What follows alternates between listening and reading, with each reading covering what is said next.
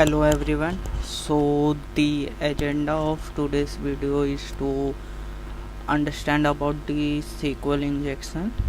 So we are going to understand it about with following four steps in which we will understand what is SQL injection, then we will understand the types of SQL injection, what types of SQL injection we have, like error based, boolean based and all.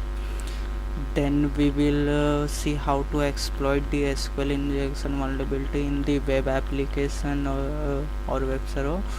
Then we will understand how to prevent the SQL injection vulnerability so that an attacker cannot get sensitive information from SQL database. So now let's understand what is SQL injection. SQL injection stands for structured query language, which is used to communicate with a database. This language allows to handle the information using tables and so a language to query these tables and other objects. An SQL select statement retrieve records from the database table. Example, select column from the table 1, etc. SQL injection is web security vulnerability that allow an attacker to interfere with SQL queries that an application make it to the database. In some cases, attacker can add or delete data present in the database also. A successful SQL injection attack can result in compromising the whole database of the application, which can leak the sensitive data like username, password, credit card detail. So let's understand how an attacker can perform the SQL injection. So what happens when a user log into the web application?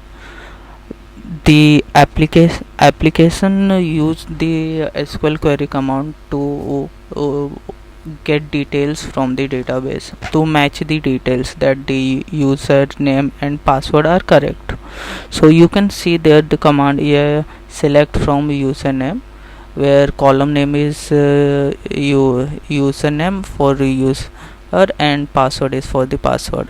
So what attackers do, they simply put that single quote and double colon is for the comment we using in the SQL injection as double colon, then which will pass the whole comment, and after that he will use or 1 equal to 1, which is a true condition, so that he can bypass the SQL query on the application. Now let's understand the types of SQL injection. So the SQL injection is mainly divided in three categories: inbound SQL injection, outbound SQL injection and planned SQL injection. Inbound SQL injection further divided into two categories, which is error based and union based. In error based SQL injection, an attacker is trying to insert a SQL query into an input parameter like a single quote, and database throws an error, so he get server internal server error, so he will able to find the SQL injection. Union based SQL injection, when an application is vulnerable to SQL injection and the result of query are returned within the application response. The union keyword can be used to retrieve the data from other tables within the database. The union keywords lets you execute one or more additional select queries, which give you the combined result of the original query. Now the planned SQL injection is further divided into two categories, that is boolean based SQL injection and time based SQL injection. So boolean based SQL injection is a SQL injection technique that sends a SQL query to database which force the application to return a different result depending on the query's returns true or false. So it will basically give you the uh, result based on the true or false condition. Then time-based application, time-based SQL injection. Time-based SQL injection is a SQL injection technique that sends a SQL query to the database, which forces the database to wait for a specific amount of time. Like, for example, you give the SQL query for the server to wait for the 10 seconds, then the server give you a response after that 10 second. That's it. Now let's understand how to exploit the SQL injection vulnerability. So in order to do the testing, we are going to use the Portswigger lab challenge of SQL injection vulnerability, where a clause allowing retrieve hidden data. So we are going to open this lab challenge. Now it's opening. When it's opening, let's understand about the Bob suit. So maybe some of you know Bob suit, and if someone don't know about the Bob suit is a proxy tool used to intercept the requests from the browser. So how you can download a Bob suit? So just search in Google Bob suit,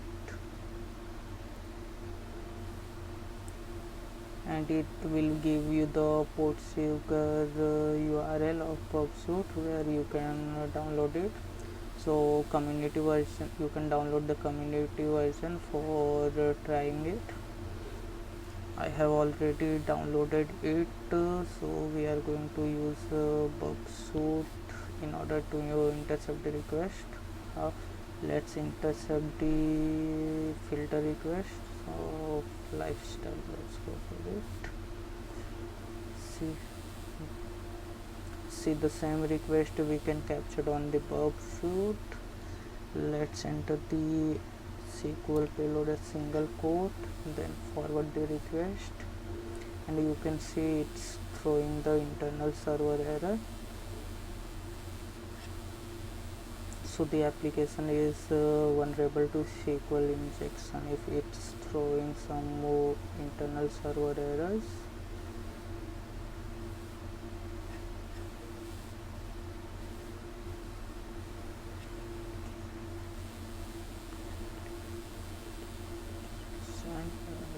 So let's see, and now I am going to enter the payload as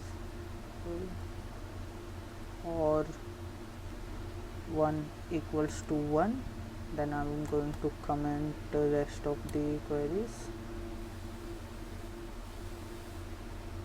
So you can see after entering the payload, we successfully solved the lab challenge. So after entering this equal 1 equals to 1, the application is showing some hidden details of the products. Okay, thank you. So now let's understand how to mitigate or prevent the SQL injection. So the most common or appropriate way to secure your application or database from SQL injection is to the input validation. So through input validation, the SQL injection can be prevented by attacks. And input validation and parameterized query includes prepared SQL statement. The application code should never use to input directly. The developer must sanitize all the inputs, not only web form inputs such as login form